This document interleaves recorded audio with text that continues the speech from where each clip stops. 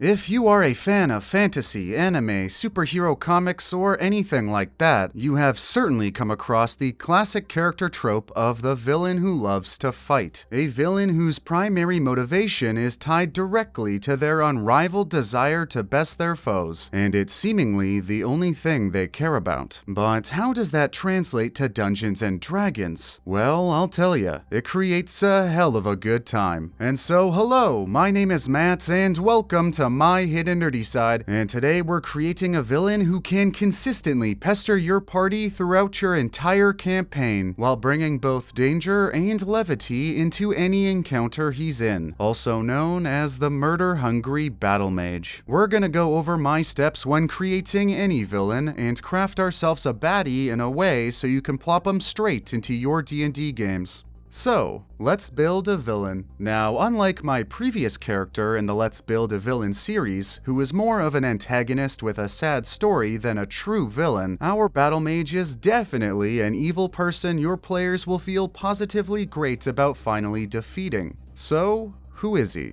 Well, this is Manus, a charismatic changeling sorcerer/shadow monk who has lived almost his entire life as an assassin for hire. From a very young age, two things were notable about Manus. He was born with a naturally strong connection to the weave, which granted him magnificent magical affinity and power, but he also had a psychological compulsion to defeat the weak and derive euphoria from asserting his dominance. And so Manus sought out to find a profession that would allow him to seek out his greatest inner desires, which he discovered is perfect for the world of assassination. He then further continued to search out teachers and learn methods that would make him the ultimate murderer for hire and an unstoppable killer. However, as soon as Manus learned everything he could from his teachers and illustrated the ability to vastly improve on the techniques he was taught, Manus would fight his teachers to the death and win with ease. But as he continued to kill for money, the ecstasy from each and every kill was there, but not as intense, and he really could only feel pure, unfiltered happiness when he murdered those who had at least the slightest chance of victory against him, and he gains even more satisfaction from toying with those who he has established dominance over. And so he went searching for greater and greater challenges, from fighting stronger opponents to taking on dozens at once, and became infamous as a result. This was until one day he earned the title The Ruin of Ebonshire, when he slaughtered the town of Ebonshire's 52 guards all at once and burned their temple to the ground, which caused Ebonshire to succumb to endless bandit attacks. Now Manus works for your campaign's big bad, while also continuing to search for worthy opponents.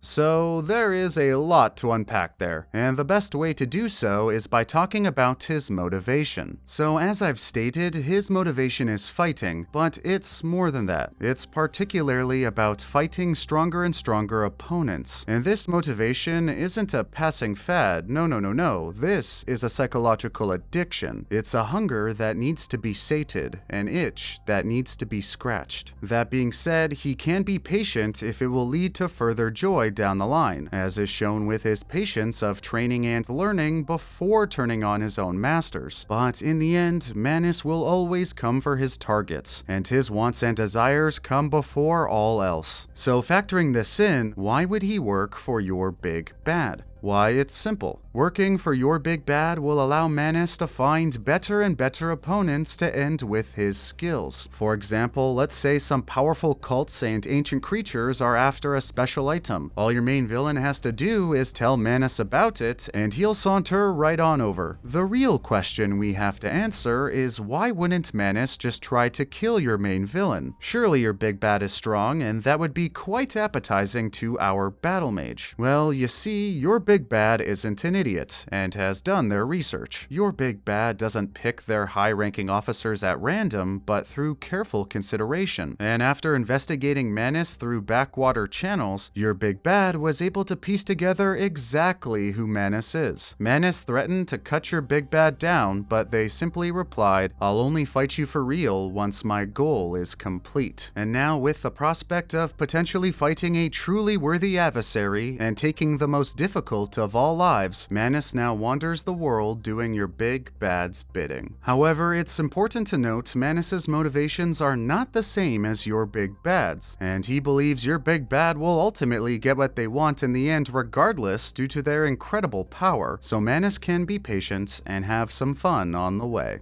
Now on to how Manus's motivation creates conflict with your party. On the surface, it's really simple, because since your big bad's goals will be at conflict with your party's, or at least they should be, since Manus works for your big bad, eventually they will clash. But what's more interesting is to determine how his own motivations will play out when he comes into contact with your party. Because yes, Manus will carry out your big bad's plans, but not at the cost of his own. If he feels that doing what your big bad commands will conflict with him achieving his own personal goals, which are to fight and murder powerful opponents, he will bend the truth or manipulate a situation to achieve an optimal outcome for his own needs. For example, killing your party might be what your big bad wants, but killing your players when they're so weak and helpless would be such a waste in the eyes of Manus. Why would he destroy a seed when it has the potential to blossom into a beautiful rose? Why murder someone who he can murder later and actually enjoy himself? With this mindset, now you can toss Manus at your party whenever you see fit, and create interesting situations where Manus has to best your party without killing them, since he doesn't want that to happen just yet. Your players can still view the encounters as life or death because they'll be so weak in comparison, but with Manus's mentality, these occurrences are no more than minigames and opportunities to assess his future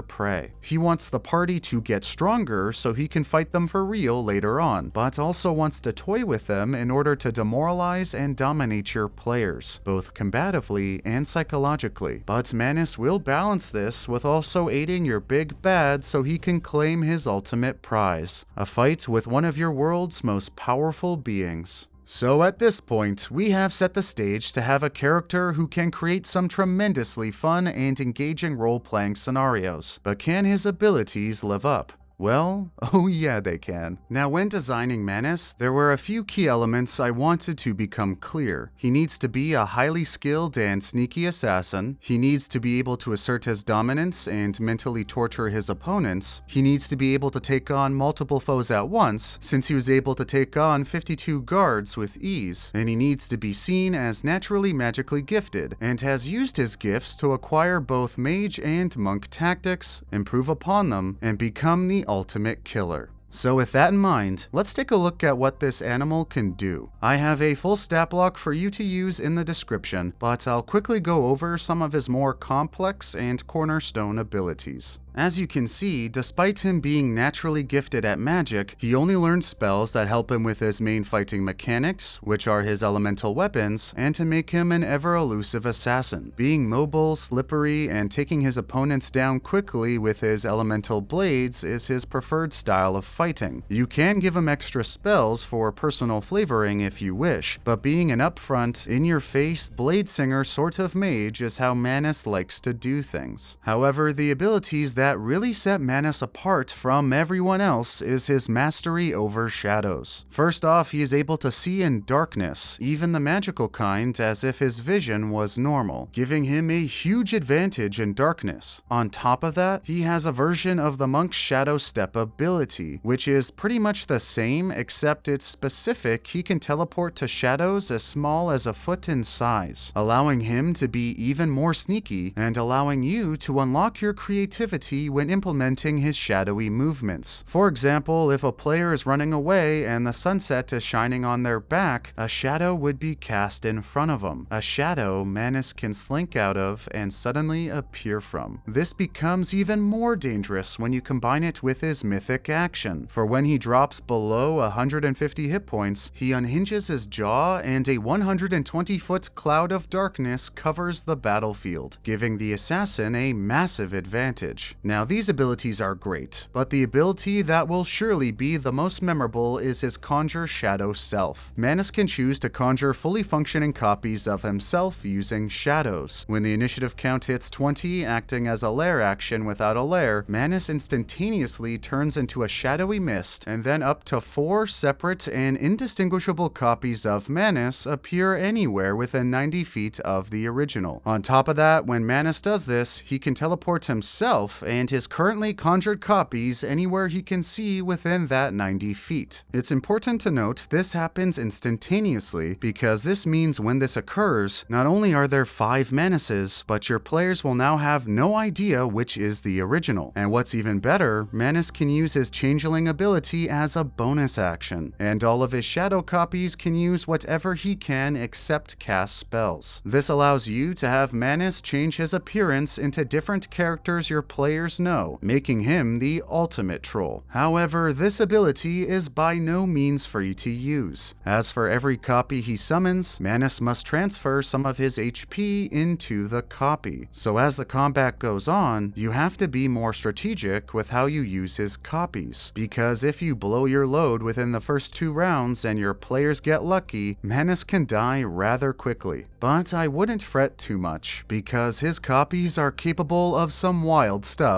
and make Manus a total menace. Depending on how much health Manus funnels into his copies, they can range in power. The more HP he puts into one, the stronger it becomes, up to a maximum of 40 HP. His copies can't cast spells, but they can move, use his shape-changing ability, and make full use of his multi-attack. Now Manus has to use a legendary action to command his shadow copies, but his copies get to use that legendary action to take a full turn, which means since Manus has up to 4 attacks per turn, he actually has up to 16 attacks per turn. And if he's in darkness and your players can't see in magical darkness, he will have advantage on all of them. This is what makes him so goddamn strong. This is what makes him a truly worthy adversary for your players. And this is why I personally recommend, if you're going to use him in a serious final battle, you have to wait until high levels of play. Now this was a weaker version of the Manus I used in my campaign, but still, Manus took on 6 players at level 14 who had 2 allies with them, and it was still almost a TPK. Now again, this Manus is a bit weaker, but if you throw this guy at single-digit level characters, he will completely destroy them and there's nothing they can do about it. However, despite Manus being incredibly strong, what makes him such a fun opponent, apart from all the shenanigans you can pull off as a dungeon master and his charismatic shit-talking personality, is his abilities actually can be countered in quite a few ways, which allows your players to have tons of fun planning for their upcoming fight. For example, anti-magic and dispel magic would wipe out his copies and unsheath his elemental weapons. Now the beauty of Manus is he's still adept with his fists, but he's clearly not as powerful without magic. Another way to counter him is, of course, getting rid of shadows. There are a few spells or items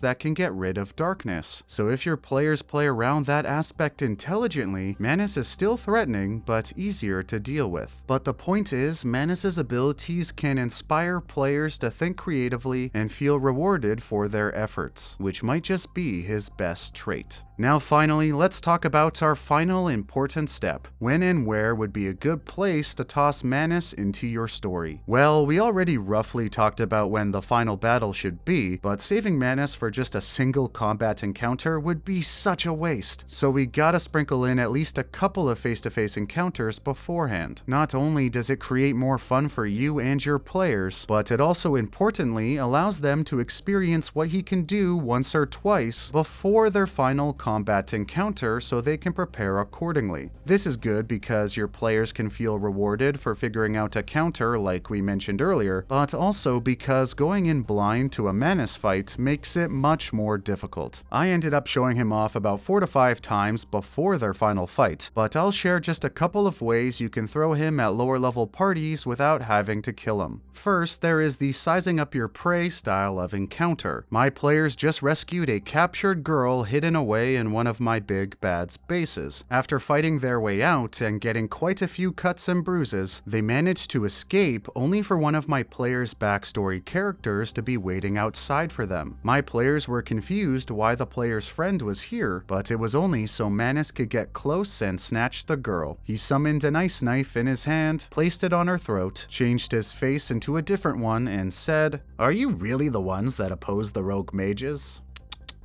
He then continued to mock him while holding her hostage, and then changed his face into a backstory character from a different player's backstory, then another one, and then another one, showing the party A, he can, B, just how good he is, and C, he has seen and knows where all their loved ones are located, immediately adding tension to the situation. However, after a bit, he let her go and said, "All right, now that I've given you something you want, how about you return the favor? Come on. Attack me. I want to see what all the fuss is about." The fighter then attacked Manus, and he taunted him until the fighter could land a blow. I can't believe it.